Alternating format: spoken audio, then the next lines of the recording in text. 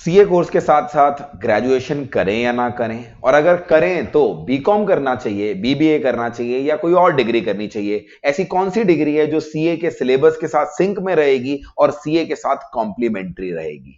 ये डाउट एक ऐसा डाउट है जो बहुत बहुत सारे स्टूडेंट्स पूछते हैं, और इस वीडियो के अंदर मैं एक एक चीज को डिटेल में एक्सप्लेन करूंगा। हर वीडियो की तरह मैं आपको स्टार्टिंग में ये बोलना चाहूंगा कि हर एस्पेक्ट इस टॉपिक के आपको इस वीडियो के अंदर डिस्कस मिलेंगे, प्रोज एंड कॉन्स मिलेंगे। इस वीडियो को देखने के बाद आपको इस टॉपिक पे यूट्यूब पे इधर उधर भटकने की जरूरत नहीं पड़ेगी, ये हमारी गारंटी है।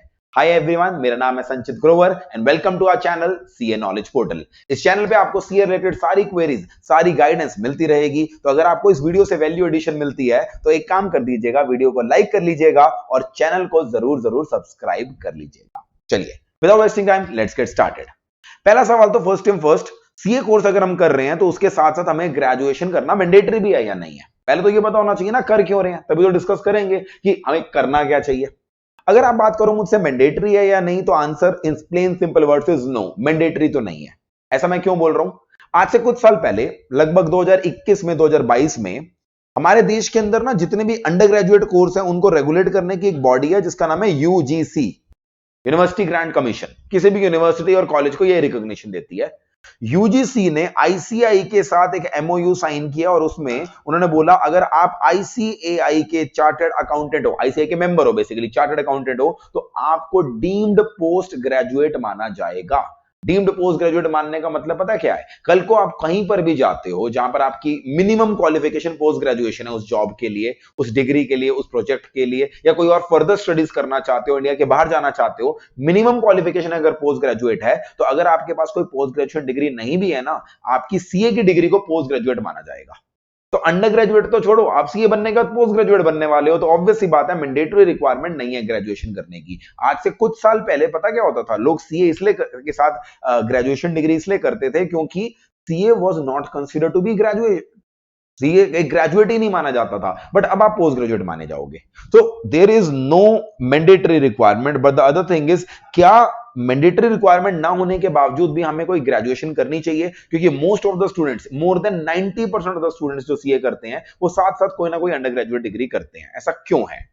देखिए, सीए जो कोर्स है वो एक काफी लंबा कोर्स है। पहले फाउंडेशन है, फिर इंटरमीडिएट में 6 पेपर हैं, फिर उसके बाद आर्टिकलशिप है, उसके बाद फाइनल है। अच्छा खासा लंबा समय है, और at any point of time, because of any reason, हो सकता है आप सीए में से ड्रॉप कर जाओ। क्यों कर जाओ? पर्सनल रीजन हो सकता है, ये हो सकता है कि यार हमसे क्लियर नहीं हो पाया, हमारा मन नहीं लगा, etcetera etcetera etcetera, whatever may be the reason. Reason की गहराइयों में नहीं जाते, बट अगर आपने सीए बीच में छोड़ दी तो प्रॉब्लम यह है कि आप सिर्फ 12th पास रह जाओगे। तो आपको इसलिए सजेस्ट किया जाता है सीए के साथ साथ एक ग्रेजुएशन डिग्री करने का, कि भाई जब सीए के साथ साथ ग्रेजुएशन करोगे तो आप धीरे धीरे क्या होगा, अगर बाय चांस सीए छोड़नी भी पड़ गई तो at least I will be a graduate, मैं सीधा 12th पास तक तो नहीं आ जाऊंगा ना। तो इन अ वे आप बोल सकते हो आप अपनी रिस्क को डाइवर्सिफाई कर रहे हो, कॉमर्स की लैंग्वेज में बोलूं तो। और साथ साथ एक इंडिपेंडेंट डिग्री होती है तो आपको तसल्ली रहती है कि हाँ, मेरी एक डिग्री अपार्ट फ्रॉम सीए चल रही है। That is the only logic for doing graduation right now. Mandatory requirement नहीं है, ये चीज दिमाग में रखिएगा। सर क्या आप सजेस्ट करते हैं? डेफिनेटली सजेस्ट करता हूं, मैंने खुद भी साथ साथ बीकॉम कवर करी थी। अब अगला क्वेश्चन ये आता है कि सर बीकॉम करनी चाहिए या बीबीए करनी चाहिए? क्योंकि जब बात आती है कॉमर्स सब्जेक्ट्स की, ऑब्वियसली चार्टर्ड अकाउंटेंसी एक कॉमर्स का है। ऐसा नहीं है कि सीए में एंटर करने के लिए सिर्फ और सिर्फ कॉमर्स बैकग्राउंड के लोग होने चाहिए, साइंस बैकग्राउंड के लोग भी इसमें आ सकते हैं। मगर क्वेश्चन इज, क्या सीए करने के बाद हमें कोई साइंस बैकग्राउंड का ग्रेजुएशन, अंडर ग्रेजुएट कोर्स करना चाहिए? बिल्कुल नहीं। बीएससी वगैरह साथ में करने मत बैठ जाना, बीसीए करने मत बैठ जाना, क्योंकि वो सीए कोर्स से बिल्कुल अलग जा रहा है। आपने पहले क्या कर रखा था छोड़ो, अब सीए के साथ साथ कोई कॉमर्स रिलेटेड डिग्री करनी है, और देश में यही दोनों डिग्री बचती है हमारी। इनके नाम अलग अलग यूनिवर्सिटी में अलग अलग है, कहीं पर बीकॉम है, कहीं पर बीकॉम अलग अलग तरह की है, बीकॉम ऑनर्स है, बीकॉम पास है, एक्सेट्रा एक्सेट्रा एक्सेट्रा। और बीबीए का भी नाम कहीं पर बैचलर ऑफ बिजनेस एडमिनिस्ट्रेशन है, कहीं पर बिजनेस स्टडीज है, कहीं पर कोई और नाम है। तो the names may keep changing, but these are the primary two degrees to do. इसके अंदर भी आपको बीकॉम या बीबीए क्या करना चाहिए? देखिए, मेरा ये मानना है, क्योंकि आप सीए कोर्स कर रहे हो और ये एक काफी ही टाइम कंज्यूमिंग, काफी हार्डवर्क लगाने वाला कोर्स है, तो आपको अपना मेजर टाइम एंड एफर्ट इसी कोर्स के अंदर डालना है। तो अगर आप इसके साथ साथ कोई ग्रेजुएशन डिग्री कर रहे हो, तो वो जो ग्रेजुएशन डिग्री है ग्रेजुएशन, पहले लिख लो, स्पेलिंग सही लिख दूं, बाद में बोलोगे स्पेलिंग गलत है।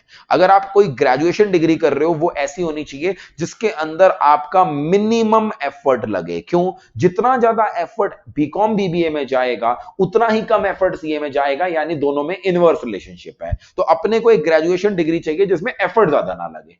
अब एफर्ट तब ज्यादा नहीं लगेगा अगर हमारे जो ग्रेजुएशन डिग्री के सब्जेक्ट्स होंगे और हमारे जो सीए के सब्जेक्ट्स होंगे वो आपस में सिंक करेंगे।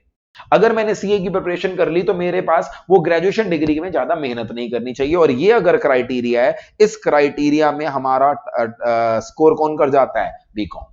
अगर आप किसी भी यूनिवर्सिटी का बीकॉम करने की सोच रहे हो, ऑब्वियसली हर किसी का सिलेबस सेम नहीं होता, आप जस्ट उसकी वेबसाइट पे जाकर उसका सिलेबस डाउनलोड करो और चेक करो उसके सब्जेक्ट्स क्या हैं। उन सब्जेक्ट्स को आप सीए के सब्जेक्ट से कंपेयर करो, आपको दिखेगा 80 से 90% सब्जेक्ट्स ओवरलैप कर रहे होंगे। और ये 10-15 भी मैंने पता क्यों रखे, इसके अंदर बीकॉम के अंदर कोई ना कोई लैंग्वेज पढ़ाई जाती है, हिंदी पढ़ाई जाती है, इंग्लिश पढ़ाई जाती है, कोई और ऐसा आ जाएगा, मार्केटिंग का सब्जेक्ट आ जाएगा, एक्सेट्रा, वही चीजें आ जाएंगी जो सीए के अंदर नहीं होंगी। तो बड़े सिंपल सिंपल सब्जेक्ट होंगे, एनवायरमेंटल साइंस आ जाएगी, कुछ कॉलेजेस के अंदर पॉलिटिकल साइंस पढ़ाई जाती है, तो वो एक्स्ट्रा सब्जेक्ट्स को छोड़ दिया जाए। 80 से 90% सिलेबस ओवरलैप करता है, विच सिंपली मींस अगर आपने सीए के अंदर मेहनत कर ली, इतनी डीप में चीजें पढ़ ली, इतनी डीप में टैक्स पढ़ लिया, अकाउंट्स पढ़ लिया, क्या लगता है बीकॉम के अंदर अकाउंट्स का पेपर आएगा तो आपको फिर से एफर्ट मारना पड़ेगा? बिल्कुल नहीं। इनफैक्ट सीए स्टूडेंट अगर आप देखोगे तो वो इस तरह से बीकॉम के पेपर में जाते हैं जैसे जेब में हाथ डाल के, अरे भाई हम तो क्रैक कर ही लेंगे, एंड वो एक्चुअली क्रैक कर लेते हैं। मैं मजाक नहीं कर रहा। अगर आपके जान पहचान में कोई भी चार्टर्ड अकाउंटेंट है, मेरी बात नहीं मानते, उनसे एक बार बात करके देखो कि उन्होंने बीकॉम के पेपर की कितनी तैयारी करी है, वो आपको सच बताएंगे। बीकॉम की तैयारी हमें करनी ही नहीं पड़ती, क्योंकि तैयारी कम करनी पड़ती है तो ऑब्वियसली बात है हमारा टाइम कम से कम जाता है। ऑब्वियसली पेपर देने तो जाना पड़ेगा बट टाइम कम से कम जाता है। ऑन दी अदर हैंड अगर आप बीबीए करते हो ना, तो बीबीए के अंदर प्रॉब्लम ये होती है, पहली बात तो बीबीए रेगुलर कॉलेज से होता है, कॉरेस्पॉन्डेंस वाली बीबीए होती बहुत कम है।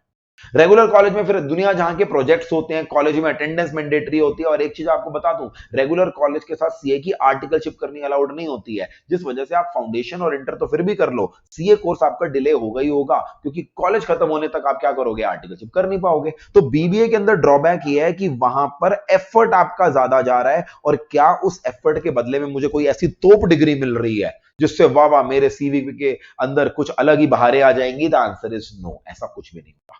जिंदगी में एफर्ट वहां लगाऊंगा ना जहां पर जिस एफर्ट के बदले मुझे रिटर्न मिले, फालतू में एफर्ट क्यों लगाऊं? तो इसीलिए यहां पर मैं स्कोर दूंगा बीकॉम को रादर देन बीबीए को। पॉइंट नंबर 2, बीकॉम के सब्जेक्ट तो सिंक में आ रहे हैं। सेकंड पॉइंट हमारा ये आएगा कि फ्यूचर में क्या करना है। अगर आप सीए के बाद कोई भी और फ्यूचर डिग्री यानी पोस्ट क्वालिफिकेशन डिग्री की बात करूं, तो what are the major cost post qualification degrees जो सीए के बाद होती हैं? आमतौर पे लोग एलएलबी करते हैं, कुछ लोग सीपीए करते हैं, कुछ लोग सीएफए करते हैं, कुछ लोग एसीसीए करते हैं, और लास्ट में कुछ लोग होते हैं जो एमबीए करते हैं। इन सारे प्रोसेस में अगर आप ये सारी डिग्रीज करना की कोशिश करोगे कल को फ्यूचर में, तो अगेन आपको बीकॉम से कोई दिक्कत नहीं है।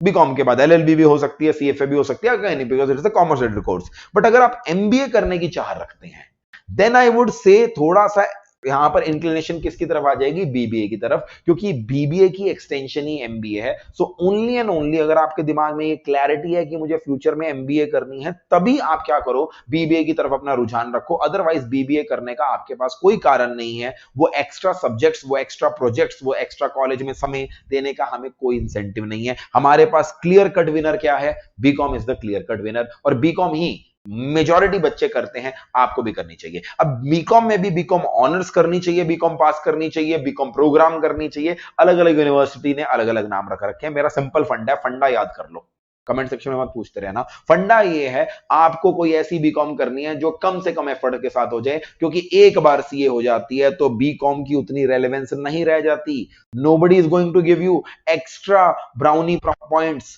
For your BCom honours. अरे भाई इसने तो बीकॉम ऑनर्स कर ली, अरे भाई तुम सीए कर रहे हो, सीए के बाद तुम्हारी आर्टिकलशिप मैटर करेगी, तुमने कितने अटेम्प्ट में किया वो मैटर करेगा, कितना तुमने मार्क्स स्कोर करे वो मैटर करेगा, तुम्हारा एक्सपीरियंस मैटर करेगा। तुमसे ये थोड़ा कोई पूछेगा बीकॉम पास हुई है, बीकॉम ऑनर्स है, लॉजिक लगाओ।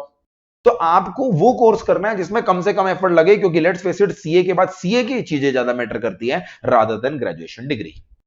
क्लियर हो गया यहां पर बीकॉम और बीबीए के बारे में। अब अगला सवाल, दोनों डिग्रीज को करने के लिए तीन ऑप्शन होते हैं। एक होता है रेगुलर कॉलेज, एक होता है कॉरेस्पॉन्डेंस जहां पर कोई रेगुलर कॉलेज नहीं, आपको सिर्फ एग्जाम देने होते हैं, और ये तीसरा ऑप्शन क्या होता है ये भी आपको बताऊंगा। रेगुलर कॉलेज करना चाहिए या कॉरेस्पॉन्डेंस करना चाहिए, इसके लिए मैंने एक डिटेल्ड 18 से 20 मिनट की वीडियो बना रखी है, जहां पर अपने पर्सनल एक्सपीरियंस से मैंने बता रखा है। लिंक आपको डिस्क्रिप्शन में मिल जाएगा, नहीं तो हमारे चैनल की प्लेलिस्ट में ही मिल जाएगा, कहीं ना कहीं आई बटन में या नीचे डिस्क्रिप्शन में स्टाफ को बोलूंगा डाल देंगे। उसके अंदर मैंने लॉन्ग स्टोरी शॉर्ट बोलूं, यह समझा रखा है कि अगर आपका टॉप कॉलेज में एडमिशन हो रहा है, जिसके आपके बेसिस पर सीवी में वैल्यू एडिशन मिलेगी, कल को उसके बेसिस पर नौकरी मिलने में हेल्प मिलेगी, कल को वहां से कुछ नई अपॉर्चुनिटीज मिलेंगी, सिर्फ टॉप कॉलेज अगर आपका क्रैक हुआ है सीयूटी का एग्जाम देकर या कोई एंट्रेंस एग्जाम देकर, तभी रेगुलर कॉलेज में जाओ। अदरवाइज सीए के साथ साथ correspondence is the best way to go, क्योंकि हमारा ऑब्जेक्टिव है जल्दी से जल्दी सीए कंप्लीट करना, ताकि हम सीए के बाद कुछ और करने की सोचें, लाइफ में रिस्क लें, स्टार्टअप करें, जॉब्स में ट्राई करें, रादर देन ग्रेजुएशन के चक्कर में फंसे रहें और 25 साल की उम्र तक हमारी सीए ही ना हो। लॉन्ग स्टोरी शॉर्ट बता दें उस वीडियो को। एक और तरीका है हमारा ग्रेजुएशन करने का, वो क्या है, हमारे आईसीआई का ना इग्नू और बीयू दो यूनिवर्सिटीज के साथ टाई अप है, और इस टाइप के तहत अगर आप सीए इंटरमीडिएट कर लेते हैं, ध्यान से सुन लीजिए, अगर आप सीए इंटरमीडिएट क्लियर कर लेते हैं तो आपको सिर्फ 5 या 6 पेपर और देने होते हैं, और इग्नू आपको बीकॉम की डिग्री दे देता है।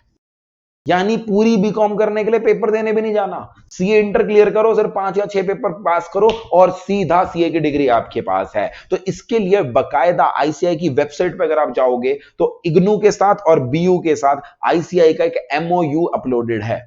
वो एमओयू के अंदर सारी डिटेल्स दे रखी है, मैंने शॉर्ट में आपको बता दिया। अगर आप इस इग्नू वाली बीकॉम के बारे में और ज्यादा जानना चाहते हैं तो मुझे कमेंट सेक्शन में बताइए, इसके लिए एक डेडिकेटेड वीडियो लेकर आऊंगा, पूरा प्रोसीजर सब कुछ बताऊंगा। अभी के लिए सिर्फ आपको ये बोलूंगा, इग्नू वाली बीकॉम सिर्फ उसी बच्चे के लिए जरूरी है जिसको माइंड में एब्सोल्यूट क्लैरिटी है कि भाई सीए तो मुझे करनी है।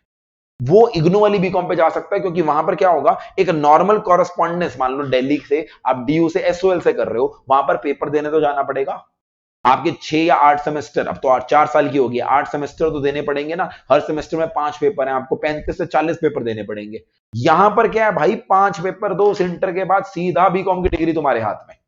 बट ये करनी सिर्फ उसको चाहिए जो इंटर क्लियर करने के लिए क्लियर है माइंड में। वो ये नहीं होना चाहिए कि अरे भाई मेरा तो मन में डाउट है। तो इसीलिए अगर आपके मन में हल्का सा भी डाउट है कि भाई सीए करनी छोड़नी पड़ सकती है, मेरे हिसाब से जो बेस्ट ऑप्शन है वो ये है, आप कॉरेस्पॉन्डेंस के थ्रू करो, सीए पे फोकस करो, साथ साथ एक इंडिपेंडेंट बीकॉम चलाए रखो। रेगुलर कॉलेज तभी करो अगर टॉप कॉलेज मिला है, और अगर ये इग्नू वाला जो आपका तरीका है उसको तभी फॉलो करो अगर आप सीए को लेकर एब्सोल्यूट क्लैरिटी है दिमाग के अंदर कि भाई मुझे सीए करनी ही करनी है। इंटर तो मैं करूंगा ही करूंगा।